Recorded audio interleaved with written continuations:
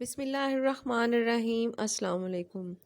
میں صحیح بخاری کی کتاب کے باب کتاب ایمان کے بیان سے حدیث نمبر 16 لے کر حاضر ہوں۔ میں اکثر راوی کا ذکر نہیں کرتی کیونکہ اس سے بات طویل ہو جاتی ہے۔ میرا مقصد یہ ہوتا ہے کہ ہم لوگ زیادہ سے زیادہ حدیث کا مطالعہ کریں اور اس پر عمل کرنے کی کوشش کریں۔ چلیں آج میں آپ کو حدیث نمبر 16 کو راوی کے حوالے سے بیان کرتی ہوں۔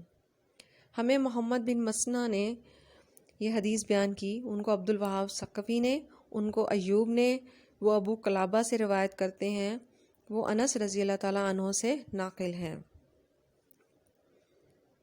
وہ نبی کریم صلی اللہ علیہ وآلہ وسلم سے آپ صلی اللہ علیہ وآلہ وسلم نے فرمایا، 3 خصلتیں ایسی ہیں کہ جس میں یہ پیدا ہو جائیں اس نے ایمان کی مٹھاس کو پا لیا۔ اول یہ کہ اللہ اور اس کے رسول اور اس کے نزدیک سب سے زیادہ محبوب بن جائیں۔ دوسرے یہ کہ وہ کسی انسان سے محض اللہ کی رضا کے لیے محبت رکھے۔ تیسرے یہ کہ وہ کفر میں واپس لوٹنے کو ایسے برا جانے جیسے کہ آگ میں ڈالے جانے کو برا جانتا ہے۔ آپ صلی اللہ علیہ وآلہ وسلم نے فرمایا، انصار سے محبت رکھنا ایمان کی نشانی ہے اور انصار سے کینہ رکھنا نفاق کی نشانی ہے۔ حدیث نمبر 17 تھی یہ۔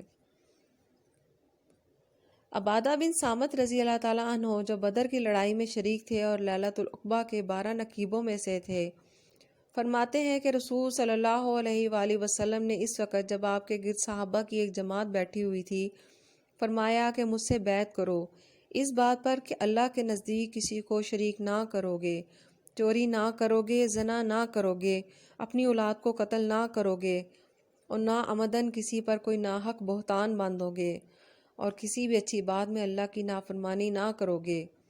جو کوئی تم میں سے اس عہد کو پورا کرے گا تو اس کا ثواب اللہ کے ذمہ ہے، اور جو کوئی ان بری باتوں میں سے کسی کا ارتکاب کرے، اس سے دنیا میں اسلامی قانون کے تحت سزا دی گئی تو یہ سزا اس کے گناہوں کے لیے بدلہ ہو جائے گی، اور جو کوئی ان میں سے کسی بات میں مبتلا ہو گیا اور اللہ تعالیٰ نے اس کے گناہ کو چھپا لیا تو پھر اس کا معاملہ اللہ کے حوالے ہے، اگر چاہے معاف کرے اور اگر چاہے سزا دے۔